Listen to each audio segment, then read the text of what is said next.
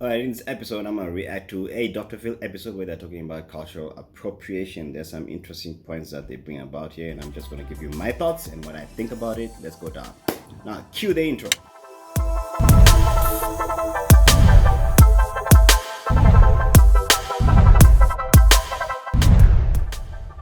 All right, it's going down, so let's get to it. About Dr. Neil Lester, a professor of English at Arizona State University, right? Yes. And you've published, lectured, and taught extensively the area of African American studies. What do you think about appropriation? Do you think this is a real thing, something that people need to be cognizant of, and if so, why? Absolutely. Well, because if we in fact are trying to look at the humanity of other people, and we're trying to live in a place where we are trying to be respectful and mindful of folks, then we need to be aware of things that are important to other cultures that don't necessarily look like us or share the same values. So it is a thing, and people need to be aware of it. Can anybody appropriate? Anybody can appropriate, yes. Not just white people? Absolutely. Appropriation is intersectional. So old people can appropriate youth culture can appropriate old folks. People who are not incarcerated can impersonate prisoners or those who are incarcerated. Men appropriate women's attire for the sake of funny and mocking. So absolutely anybody can do it, and everybody on some level may have flirted with it. Okay, but a lot of the time that people that I've seen are called out for this, it's not that they were making fun or mocking in some way. It was just that they had adopted a fashion or a style or whatever. I would say that's a performance. So if somebody's culture and somebody's identity becomes a performance, then it's reductive. So if you're reducing, for example, say the civil rights movement to an afro, and you wear that, or you wear dreadlock wigs, that Rastafarians may wear, you do that because it's edgy, because it's cool, but ultimately because it's not you, and you're getting some kind of cultural capital from that by doing it. Okay, I'm gonna have to pause there. I'm not sure if I understand what he's trying to say, if I agree with the comparison, how he juxtaposed civil rights movement with an afro. Okay, because an afro is a hairstyle doesn't necessarily mean that just because the civil rights movement was a movement that was pioneered and led by African Americans during a time where maybe an afro was trendy at that time, but an afro is an afro. Obviously, African American, a lot of African Americans are going to have an afro, right? So at a specific point in time, it was a thing that it was like the in thing, right? Still an in thing. Some people like an afro and etc. But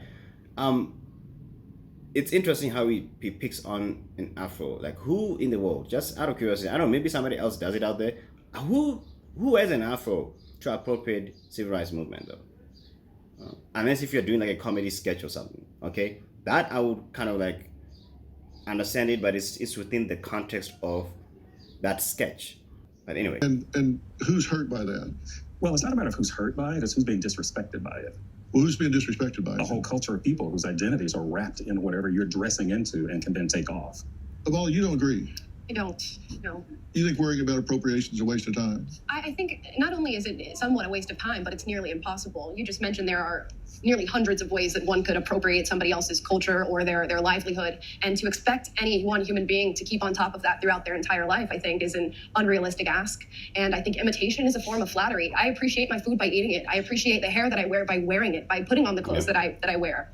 And every single item around us in this room could probably be attributed to a certain culture. Do we have 100%. I agree with her. Appropriation is a form of flattery. I 100% agree with her. As you're saying, just like culture. If you look at culture is a dynamic. Culturally, if you're talking about world cultures and traditions, especially if you look at our African cultures, they are very complementary to each other. I mean, we've got tens and tens, if not hundreds of cultures and subcultures within the African continent alone, but that was attributed to migration. And that's a universal concept. If you look at a lot of countries that are at close proximity within the Eastern civilization, you look at Japan, China, you look at Thailand, Eastern cultures, right? They're very complementary to some extent and to some degree. If you look at their fashion, how their clothes are designed, if you look at calligraphy, Chinese calligraphy, if you look at the Japanese kanji, they're closely related because there is an intercultural exchange of some sort. Look at Korea. That's not only alone with just fashion, but if you have to look at it within its own entirety. as well. Every culture complements another culture because there's a lot of borrowing from one culture to another. Just because it it formulated this sense of identity in order for one culture to sort of stand out, and because they went with it for a long time and it became a form of identity, so then it was seen as part of their culture. So that's how we see it. But over a number of years, a substantial number of years, it wasn't always like that. You just, people gotta understand that and remember that, okay? So nobody actually owns a specific idea, whether it's a regalia that has to do with how they cut the fabric and how it looks like, or what it sounds like, or whatever the case may be. So I get what she's saying. It's a very difficult thing to follow, but Have to constantly worry about what culture we gain things from. Does intention have anything to do with Well, I it? guess I didn't hear anything about anybody worrying about it. What I hear about when I think about and talk about cultural appropriation is people becoming more aware of it. We could say the same thing about racism, sexism, homophobia. Just because you can't solve it and don't see it at every corner doesn't mean we should be aware of it and trying to address Wow, it. do you So, really put those on the same level?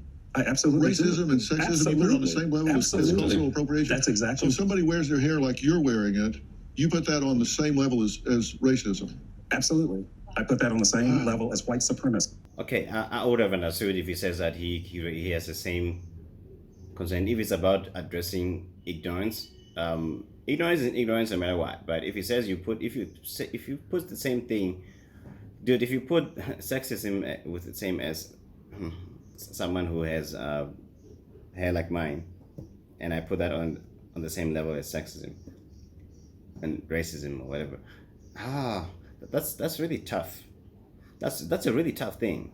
It's kind of similar to how you understand laws. We don't attribute laws in the same scale. Like everyone is equal under the law, but there are just scales of how you try each of those, let's say, criminal offenses, because they are all different, so they are not tried the same. So it's I don't know if it's a smart thing to say you put them on the same level. You know what I'm saying? That's a bit tricky for me personally. See, because white supremacy is intersectional. Read Audre Lorde. And here's what I'm saying. That's why I started by saying this is about humanity or the lack of humanity. When we're putting on someone else's culture, that is somebody else's identity. So when you're talking about being worried about stuff, I'm talking about this in the context of power and history. You're Brittany, right? Okay, stop right there. I got a problem with that as well. If you say that, if you're talking about culture, you're talking about someone's identity. First of all, we gotta understand something here, okay? Just because you're born into a specific culture and that forms part of your identity doesn't necessarily mean that is identity, because identity is not something that you can just take a claim to it on the basis of just culture. That's what we do automatically. So it's like that's something that we default to, okay? Because that's how you grew up and that's how you came to understand orientation of life. The language is embedded within a specific set of principles. Culture, how certain things are cultivated, how you understand life, human orientation, and etc. So that I do understand, but nobody owns culture. That's another thing that I think people tend to confuse. You can't say that you own your culture, because it's not yours. It isn't yours. You're born into it, understand it. Your assimilation of experiences, whereby you're talking about identity, comes from there. But he's saying some things that can create a much larger discussion around that. I'm just not sure if he's saying it in the best possible way. But anyway, I want to hear what he's saying. Do you think black people appropriate? I think it's possible for black people to appropriate a different culture, just because black culture is the only culture that exists, and every culture has their own boundaries or things that they find offensive and things they want other cultures to respect. How many of y'all agree with the doctor here that cultural appropriation is on the same level as racism or sexism? How many of you agree that it's serious like that? How many of you say, no, I think that's overblown? Okay, most of you think that's overblown. Is it they just don't get it? Well, when we talk about systemic racism, which many of us started talking about after George Floyd's murder, we started seeing the ways in which white supremacy is embedded in everything. And cultural appropriation is about that. It's not only about that, but it is about that. People don't walk into a space and are just raced. You are race and. You're not just raced. So there's race and gender, there's race and religion, there's race and sexuality, there's race and body type. So all of that becomes embedded when we talk about systemic racism. And that's like, what's nah. missing from conversations about cultural appropriation. like, We only focus on I ain't race, but not buying. one person in this room is just raced. That's what I challenge. And that's why age becomes part of this. That's why gender becomes part of this. Dressing up as women and thinking that's funny, that's cultural appropriation. That's mocking women, and we make lots of money doing that. So what is the difference between Cultural appropriation, I think is confusing. I would have said gender, something around gender, not necessarily culture. That's not cultural appropriation. You don't cultivate gender. Like, it's not something that you can just make up. I know that they are modifying this nowadays in science, and there's like, there's something that they are looking into around the ability to choose which gender you want your baby to be. But anyway, so yeah, they're saying that, but it's very questionable on a moral basis. Some countries are looking into getting it approved, some people not. But no, I don't think gender is the right thing to insert in there with regards to the issue around cultural appropriation. But anyway, appreciation, admiration, adulation, inclusion, and appropriation, and how posting a picture in a prom dress resulted in death threats. We'll talk about that when we come back.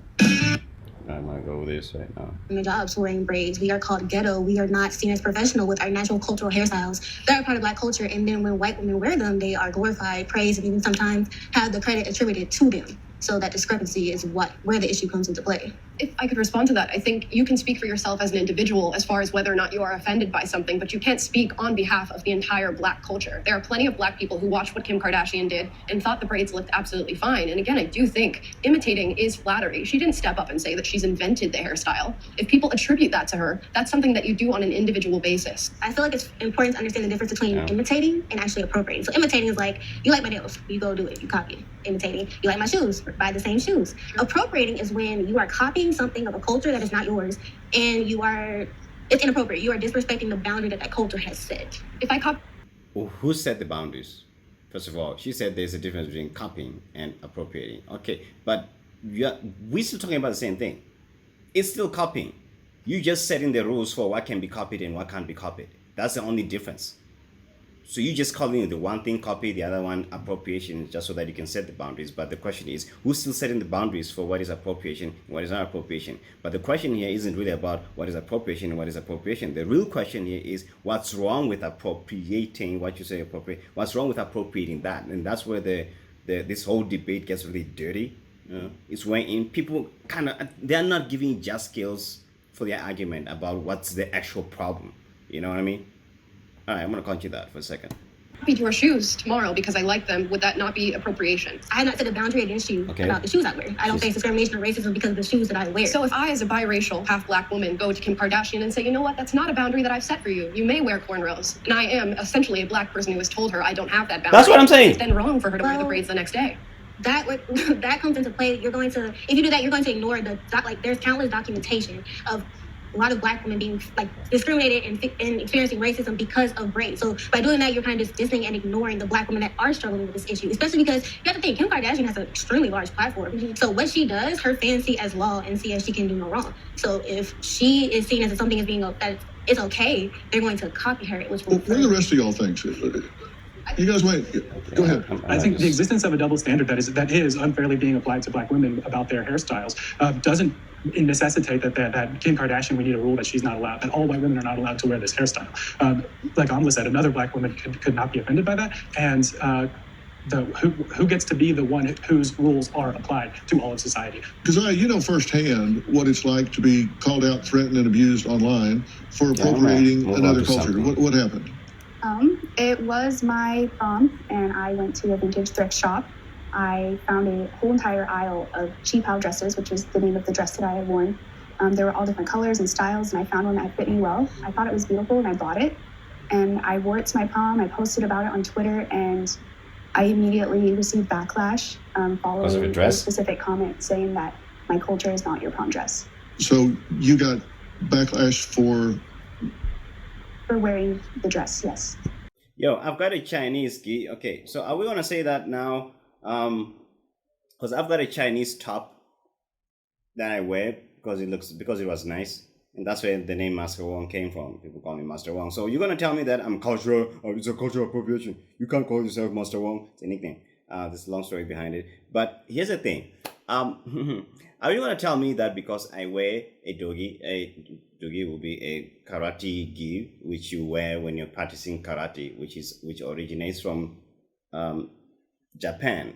So that's the same kind of attire that is worn as appropriate when you're practicing karate. So should I not practice karate because that's cultural appropriation? Should I not practice kung fu because that's cultural appropriation as well? So where do we set the boundaries and parameters for these type of things? It's getting tricky here. You understand what I'm saying? There's got to be just scales for what you're saying. You can't say one thing is okay on the one hand, or on the other hand, you're like, nah, it's not okay because there you're doing it as a means of fashion, right? Then it gets a little tricky with regards to that. That's where I find the problem with this thing. And it said that you were appropriating a culture? Yes. And Interesting. you actually got death threats? All right. Sheesh, that's too much. Getting death threats. There's a guy that's going to talk about something about braids that I want to kind of go into. I saw a little clip of him on Facebook. So, Huge difference. Yeah. But regardless, It's a they are commodity, okay and with you're us an wearing audience for them. that. I wasn't mocking the culture. I wasn't doing anything wrong. However, the people who thought I was had nothing to do with the culture at all, which is a problem.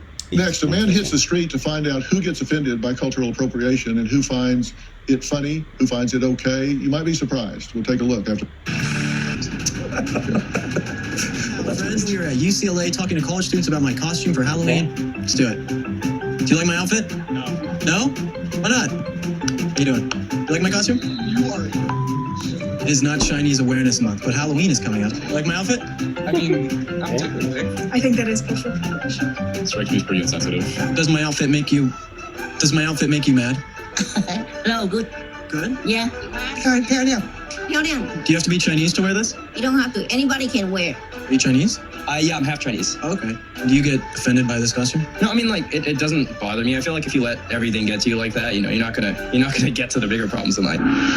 it's interesting how, well, the Chinese people are okay with it, but everybody else who's not Chinese who kind of, that's the funny thing about this type of thing is that, you know, you always find that the people that tend to promote these ideas, you know, are people that think they're kind of like giving support to those who are the oppressed or discriminated on, or people of color, or whatever the case may be, because they think that they're showing support. That's it. It's like a desire that people kind of tend to have, and I understand where it comes from. It comes from a place where you kind of want to, you know, you want to show your support, and you know, it creates this sense of community, and you kind of, you know, because it's a good thing, you know, I suppose. But it comes back to the question, but who's setting the boundaries and the tones though? Because I feel like there's just a lot of ignorance where a lot of people just kind of like throw themselves in there without really knowing what they're getting themselves into. Because the actual people who, you can see the Chinese people aren't having a problem with this, you know, virtue signaling. Okay, what do you guys think? Yes, ma'am. In a multicultural society, I don't think that the boundaries between cultures are that rigid. I think they're somewhat fluid. And so, you know, at the end of the day, we're talking about hairstyles. We're talking about clothing. There's so many bigger fish to fry. You know, we have this grievance culture. Everybody has a grievance about something. And, you know, I just think that it's really not that big of an issue. How many of you agree with that? Okay. Most of you do? Yes, sir. It seems to be an American issue. My wife recently, my beautiful wife, who knows pretty much everything. Good catch on that. Yes, sir. She recently wanted to buy a kimono because she thought they were beautiful. So she checked in with a Japanese friend of hers, and you know, to make sure that she wasn't participating in cultural appropriation. And her Japanese friend said that it would be celebrating her culture. The fact that we can share styles and clothing and food is a very beautiful thing to be celebrated. But sharing and then having somebody else get credit for it. See, that's what the issue is. The issue is I've done my homework and you're going to copy it and the teacher's going to praise you for doing the homework. That's what cultural appropriation is. Okay, but Will Witt is a former Prager University personality and current editor-in-chief at the... I feel like the professor is kind of like trying to make a point of something by using examples that are so not related, and it just doesn't work to his favors. It's a bit hard to watch.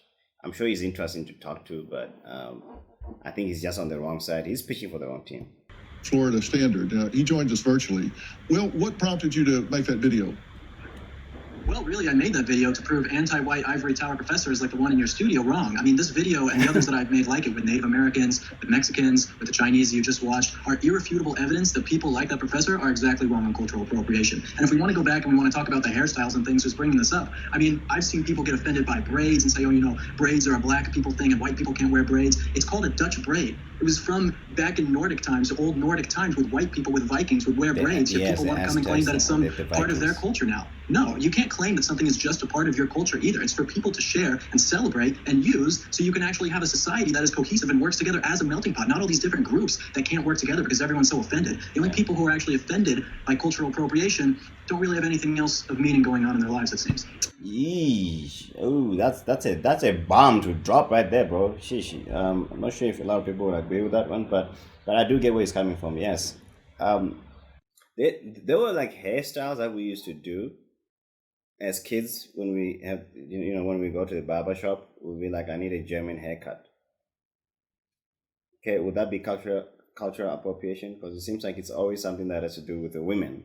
Why never the guys though? You know, there's a lot of things that we are appropriating that are complementary.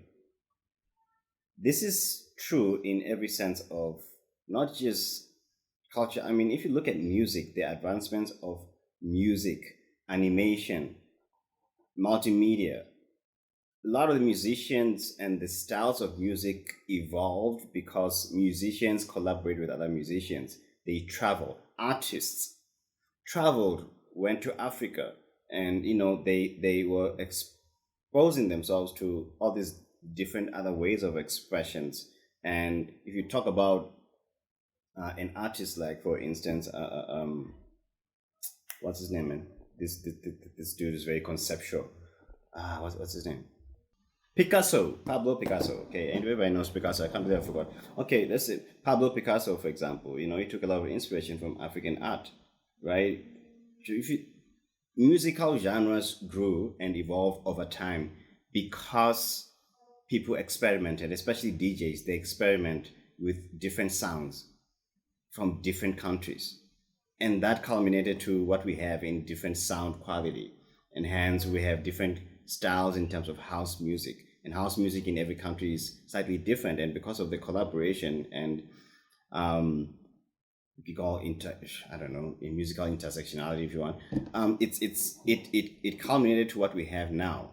It's appreciation, but it's what helps us to expand the world around us even more. So I'm not really sure what the world people are getting at here, because it's just kind of weird, man. All right. Well, that's rich. Yeah. You say people who get offended by cultural appropriation are people mostly not from that culture. Has that been your experience, whatever the culture was?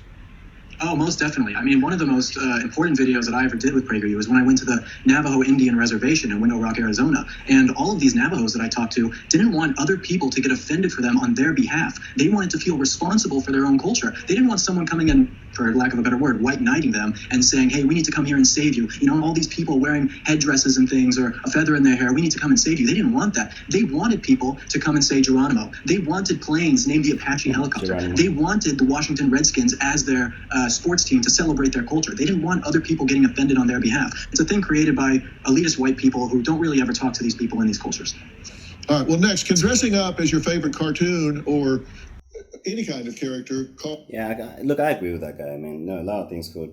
Dressing up as a cartoon, are you kidding me? Sheesh, maybe I should also go with that, man. Yeah, look, I understand what the guy is saying, man. Like, look, there's a lot of crazy things people say. I just don't think it's necessary to go that far. It's as far as, you know, when you claim something, you need to know its history. That's all I can say. Okay, you need to. Because otherwise, you don't know what you're talking about. It's that simple, you know. You're going to look like a fool, man. You know what I mean? All right. Cause offense. Well, a Japanese man in the movie Breakfast at Tiffany's. Think about movies today. The first West Side Story was mainly Caucasian people playing Hispanics. And then Steven Spielberg manages to make the same movie. He puts Hispanic people in, but then he takes all kinds of flack because they're not the right kind of Hispanics. Lin-Manuel Miranda, when he did that movie The Heights, he was accused of not using the appropriate Latinos for it. Some people just can't be made happy. It's you could ask. Well, that was Mark Drought, who joined us virtually. He is a columnist and former professor, and he says America doesn't have one specific culture, it's a blend. So, Mark, you've been listening to everything we've been talking about. What would you like to add? It's a slippery slope from protecting your own culture. Pause, man. Becomes an embarrassment. And I've seen all kinds of examples of this. You know, you see it in movies. Tom Hanks recently apologized because he played a gay man in Philadelphia. Well, you know, does that mean only gay people can play gay people? It's called acting because people become something they're not. That's what an actor is. And if you look back at the music business, you know, granted, it's a bad deal if people profit from black music and don't give any credit for it. But does that mean Eric Clapton can't play the blues? If a white man can't play black music, does that mean Andre Watts, a black concert pianist, shouldn't be playing Mozart because he's not Viennese? I think you acknowledge it goes both ways in all cultures. And yeah, I'm going to start right there. Yeah, I think that's the point that I was really driving home a lot more, which is that, you know, if you have to look at this, you need to be consistent across the board. You need to talk about if one culture or one individual of a specific race should not be allowed to do something, then it should be everybody else as well. Everybody has benefited by appropriating some form of culture or some form of traditional inspired piece, whether it's musically or it's fashion or it's architectural as well, you know, because architecture is inherently, if you look at it from an universal standpoint, it's inherently, there's a lot of Eurocentric influences, so it just becomes a very slippery slope when you start talking about something, but you want to curate it to mean what you want it to mean, only under your own conditions and terms. So I don't know. You guys tell me what you all think about this. It was an interesting discussion, but anyway, this is something that I thought I should react about. But otherwise, thanks for watching. I'll see you guys in the next video. Do leave a comment, do leave a like, and please help the algorithm to get things going, man. Okay, let's get the algorithm going. All right. Thanks for watching, and God bless.